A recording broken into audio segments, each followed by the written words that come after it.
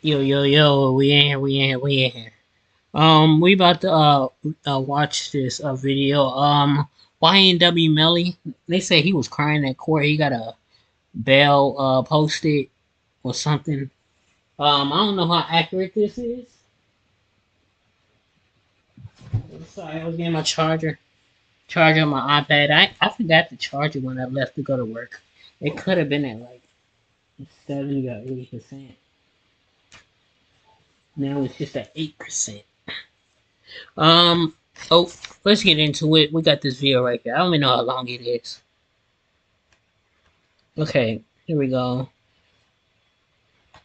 Okay, let's see. Let's see what they talking about.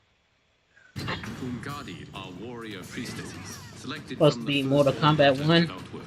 Yup. I don't know. Are you so easily taken in by lies? That stuff slick look like it'd be fun to play. Yes, ma'am. And what are your thoughts or opinion on Jamel Demons receiving a bond in the of your son?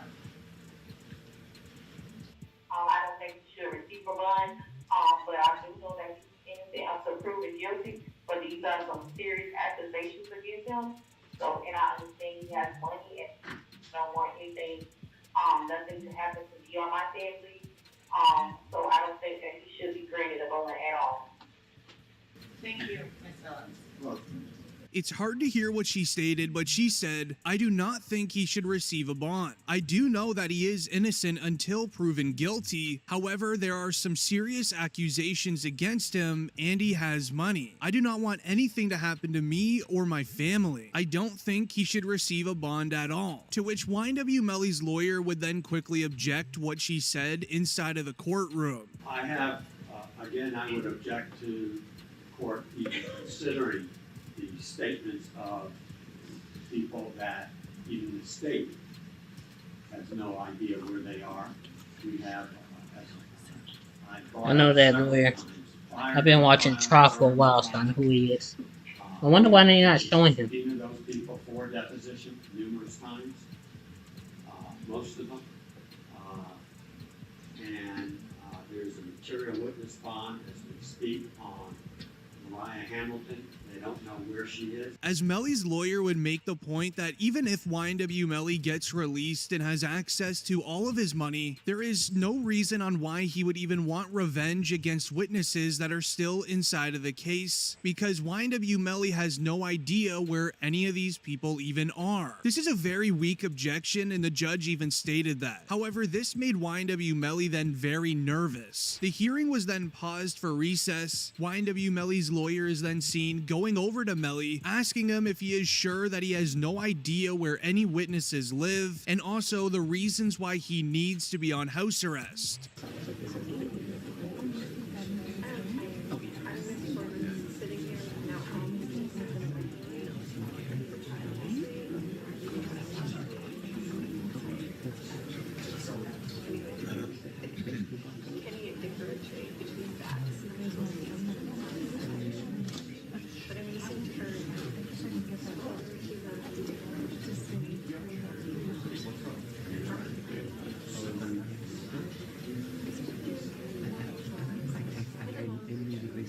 As with YNW Melly's lawyer now knowing what Melly's plans for house arrest would be, he would then share it with the judge. Melly's defense team stated that he would be fine with house arrest, including an ankle monitor around Melly at all times. Sadly, even with those requests, YNW Melly would still be denied bail at this time, leaving him visibly upset inside of the courtroom until his mother told him to smile.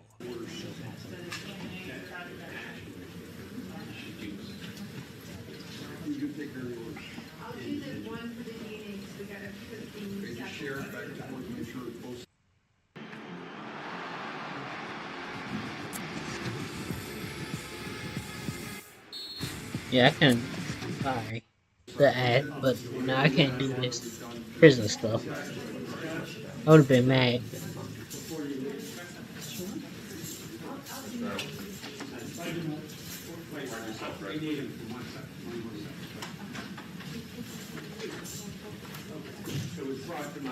as YNW Melly was in fact denied his bail. However, the judge stated it is just a no for now, as this is going to give YNW Melly another chance at bail within the coming week, which is all due to one reason. As his retrial now begins in 1 month, there is very hard evidence against YNW Melly that was used in his first trial that has a chance now of not being usable against him in the retrial, which is all due to Melly's mother, Jamie King. Melly's mother, Jamie King, went on and filed paperwork against the lead detective in Melly's trial named Mark Moretti. Mark went after YNW Melly's mother in a very serious way, which goes on and reads, "We received a complaint by an attorney representing Jamie King. King is the mother of Jamel Demmons, the given name of YNW Melly. YNW Melly's lawyers filed a motion in his case seeking Brady material against the detective. Brady material refers to information that could be used to question the integrity of law enforcement officers who testify in criminal cases." As it continues reading, details about the encounter between Melly's mother and Moretti were not available Thursday with one exception. While the incident took place on October 12th, 2022, the complaint was not filed until this month, as allegedly YNW Melly's mother was called in for an interrogation around 8 months ago. While she was walking into the interrogation room, Mark Moretti would stop her still, then telling her to hand over her cell phone as it could have some sort of evidence that they could use against Melly on it. However, she would then refuse. This then caused Moretti to try grabbing it from out of her hand, and it in the end caused her to have a hand injury. As let me take you back 7 months ago on January 2nd, YNW Melly's mother and B-Slime were on a No Jumper podcast where Adam22 would mention the cast that is sitting on her arm. Adam22 then asks her on how this even happened. She then goes on to mention it was a police officer in the Broward Sheriff's Office. However, she did not want to get into full detail as she was likely using this as some sort of plan B if YNW Melly's bail hearing goes south, which it did. Now, there is a chance that this now delays Melly's upcoming retrial. This gives YNW Melly a huge advantage inside of the courtroom to be released on bail, as Mark Moretti's police work now needs to be investigated after Jamie King's paperwork. Mark Moretti is the one that brought to the YNW Melly trial all of the evidence off Melly's cell phone. Text messages, photos, videos, you name it. However, how he obtained YNW Melly's cell phone was another huge issue, as he went directly to 100K Track, aka Melly's manager, where Mark Moretti allegedly told 100K Track, hand over Melly's cell phone within 48 hours or be arrested and kicked out of the United States.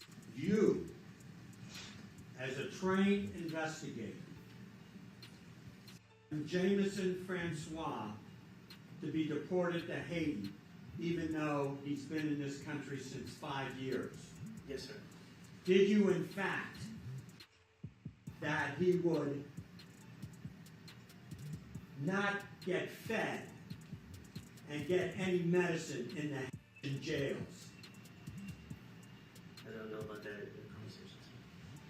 Do you think a witness who tells you something that you don't like really gets to the truth? When you questioned Jameson Francois, were you alone, or did you bring immigration officers with you? We were at the Chrome Detention Center, so of course the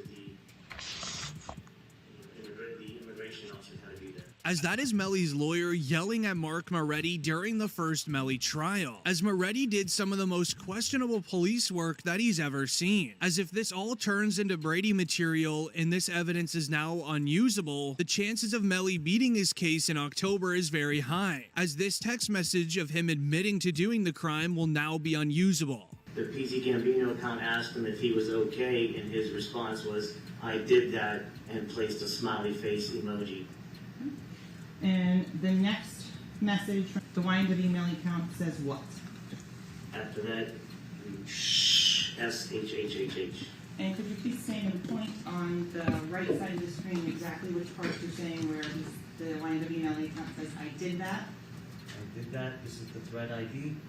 This is the text. This is the author. And this is the recipient.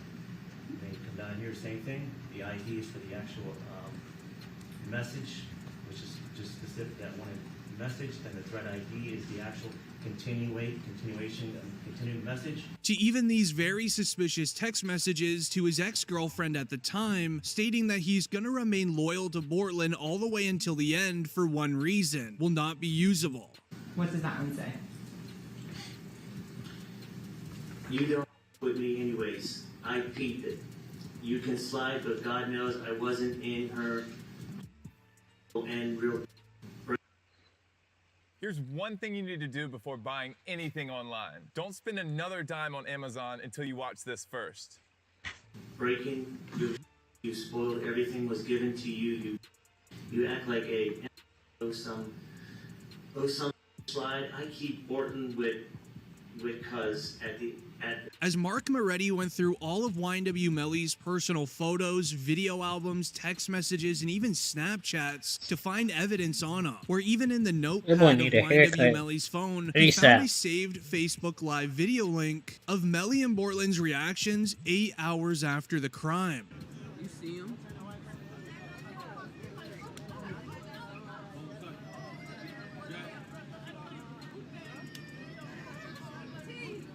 Melly still turned regardless of what happened this early morning. He's still out here being very positive. Turned still. Hey! Well, somebody can't be happy after somebody died. Is that a crime? If all of that evidence and more becomes unusable against Melly, things are going to get interesting. Now, the only negative against YNW Melly would be YNW Bortland's situation, as Melly's trial is announced for October 9th, leaving YNW Bortland's trial on October 2nd all by himself. However, sources reveal the state is doing this to give YNW Bortland a chance to make a plea deal, as YNW Bortland's trial starts a week before Melly's, and it's going to be structured in a way that gives Bortland a chance to plead. The state is very smart in doing so, as they realized moments after the YNW Melly mistrial was granted, YNW Bortland tweeted something very suspicious. Ladies and gentlemen, received a juror inquiry form. It indicates that after further discussions, reviewing the evidence and speaking freely amongst the jurors, we are still unable to reach a unanimous decision. So at this time, what I'm going to do is just declare mistrial. The case was mistried. And again, I want to thank you very much for your time. And it's very much appreciated. You're free to go. Thank you, ladies. As the report would go on and share, YNW Bortland tweets a mysterious message on the same day of Melly's mistrial being declared. The tweet shares, "Mind games don't work on people like me," alongside a handshake emoji as if he's accepting a deal. And this is because during the entire Melly trial, Melly's lawyers were playing mind games with the jury, trying to make it seem as if Bortland was the guilty one and not Melly. Evidence backing that claim is even 15 minutes into day 1 of the Melly trial, Melly's lawyer would go on and reveal that Bortland was the one with powder residue on his hands, and that Bortland was the last one with Sack Chaser and Juvie on that night. Evan's lies sure was. Over his lies. Cortland Henry shows up at Memorial Hospital, Miramar. You don't see him sitting there, but where you will see him sitting is in the driver's seat of a car with 2 bodies, car riddled with bullets. And when he shows up with a change of clothing, change of shirt, powder residue on his hands, evidencing that he had discharged a firearm. And he lies. He lies about where the incident occurred. He lies about how it occurred. And he lies about not having a phone. I think it was Miss Bradley herself who said, everybody has a phone in his pocket. Not Cortland Henry. There were 3 phones. Which is a very weird thing for Melly's lawyer to reveal to the courtroom. However, he would also reveal that Bortland was the one that was lying to the feds during his interrogation in 2018. Here's the hard part where we're having a hard time to understand, is that we shut down that entire area and we had officers shoulder to shoulder walk it out. They didn't find as much as one shell casing. They didn't find one piece of glass. Nothing to what you said adds up. And It's hard. For real? Bro, I'm telling you, bro, that's like. I mean, for whatever reason, your two friends, are these your good friends? Yeah, that's what I'm saying. These my. Like, these your two, I'm assuming close friends. Yeah, we all. And you're doing them an inservice by not telling us the truth. I'm telling you the truth, sir. I don't like. How? What do you want? How do you make shell casings disappear? I don't know. How can I tell you about a shell case and I'm driving, ducking for my life, trying to make sure I don't get hit, and you telling me you telling me about shit. I don't know. You know what I'm saying? I'm trying to make sure I don't get hit. I'm driving. I'm trying to make sure I don't get hit. You know what I'm saying? What I'm gonna be worried about? You know what I'm saying? I know it's not for you to worry about. That shit crazy, bro. But if you tell me it happened there's got to be some evidence there. There's going to be broken glass, just like there's broken glass over here when you guys open the doors and stuff like that. Okay, there's going to be broken glass over there when the windows got shut out. There's going to be casings from the people at your car. Okay, there's going to be evidence over there. Okay, right now there's nothing. I kind of think I know what happened because I got information. However, this wouldn't even be the end of Bortland's evidence getting brought up either, as we would then see a forensic scientist that covered the passings go into further detail about Bortland having the powder residue on his hands. So the right hand of Cortland Henry contained 0 particles characteristic of powder residue and two component particles. And the left hand contained 1 particle characteristic of powder residue and 1 2-component particle. Okay. And can you explain to us what that means? Basically, overall, there was powder residue present on the hands. Which is very weird behavior by Melly and his lawyers, which is why when Bortland entered the courtroom for the first time, Melly looked a little nervous. Yes, sir, he's present. You went back to the status conference. Come on up. I guess you're already trial with co-defendant right now. We're set for October 3rd for trial. You had a motion pending as well? Yes, Judge. As the court, when we were here the last time, you let him go to church and stuff, you said about working, you would be subject to seeing his schedule. We filed a schedule for the next couple of months. I saw that. Be able to work. And I talked to his probation supervisor. She has no problem with him at all. She said that if he's going to go to work, she'd like anybody Alright, else to do. I think that's gonna be it. They're basically just saying, I don't know, court stuff. Thank y'all for watching. I'm gonna see you on the next one. Y'all stay tuned. Here we go. Okay, sorry, wrong button. I'm gonna watch something else.